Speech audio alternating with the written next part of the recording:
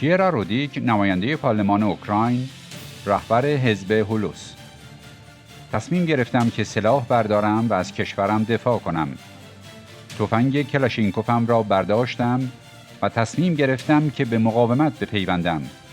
مقاومت تنها راه رسیدن به صلح است.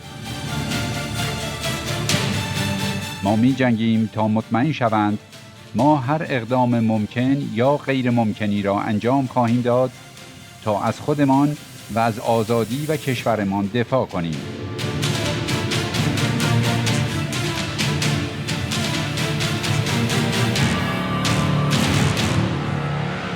Hello, everyone. It's a pleasure being here.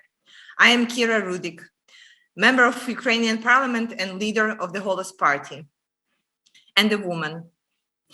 Exactly 10 days ago, my life has changed completely because the war came to our homes, because the war came to our country when Russia invaded Ukraine.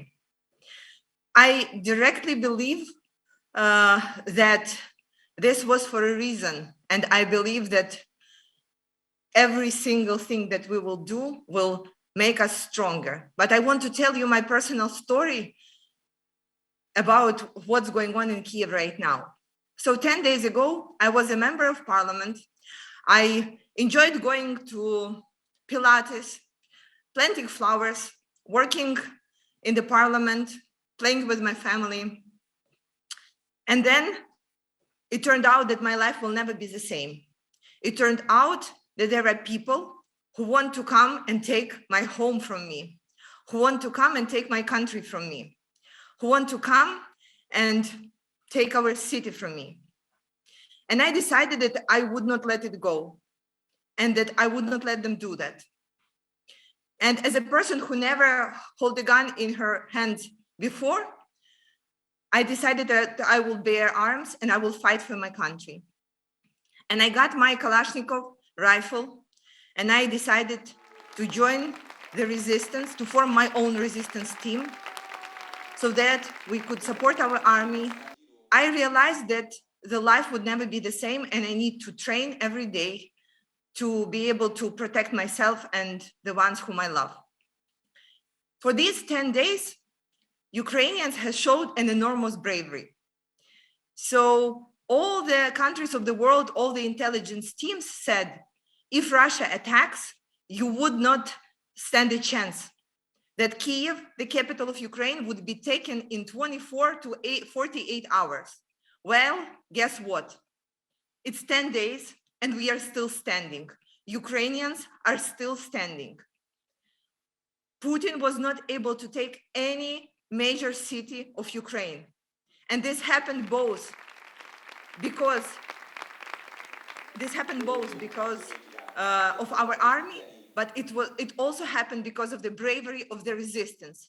Because on every inch of Ukrainian soil, there were people who would bear arms and say, no, you shall not pass. You wouldn't come here and you wouldn't take what is ours. You wouldn't take our land. You wouldn't take our children. You wouldn't take our cities. You wouldn't take our life.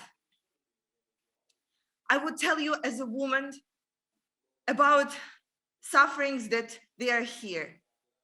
The children of Ukraine who learn what the war is. And it's terrifying because the last thing that you want is for your toddler to know their blood type. And it's killing me and it's breaking my heart when there is a small child who, on the question, what is your blood type, is answering this. How could it possible in the real modern world that children have to go through it? Kyiv, the city that I am in, is being bombarded every single day by the Russian Air Force. So every single day, hundreds of children have to go downstairs and to the bomb shelter. And you know what we tell them if they cannot get to the bomb shelter? We play a game of turtle. So we tell kids that they should go down on their belly if they hear the siren, open their mouths and close their ears. And we pretend that we are turtles. So they wouldn't understand how scary it is. So they think that it is all a game.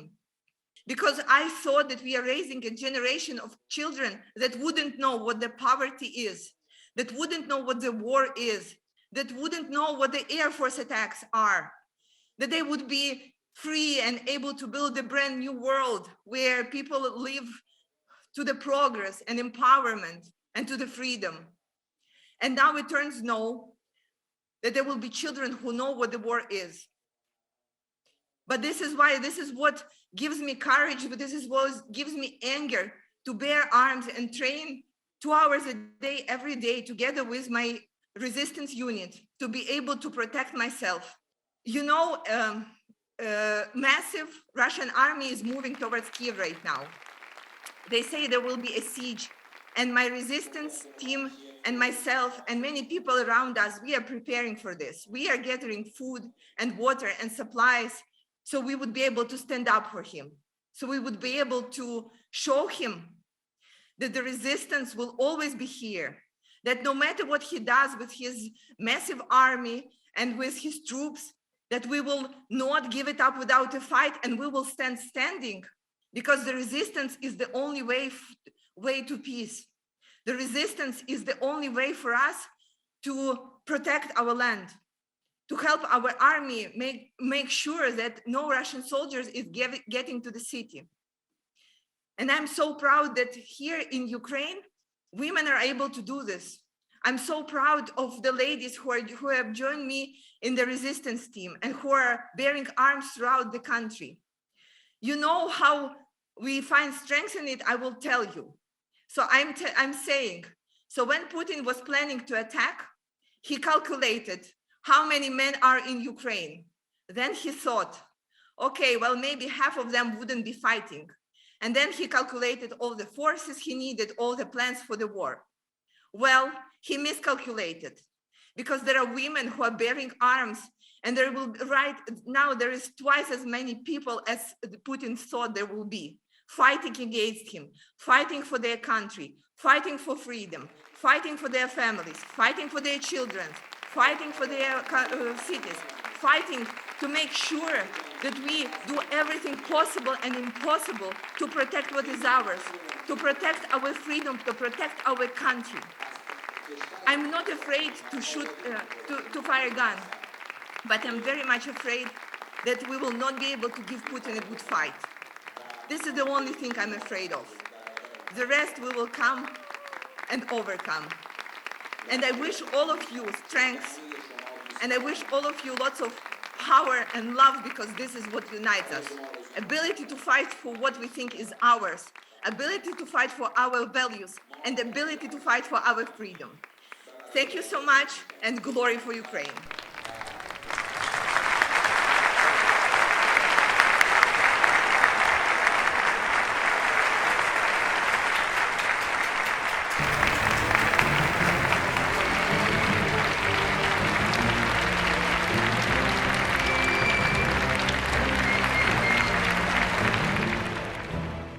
Hello, this is Kira Rudik again. I would like to thank Mrs. Rahavi for making this special event dedicated to Ukrainian women who are fighting for their freedom. Thank you so much.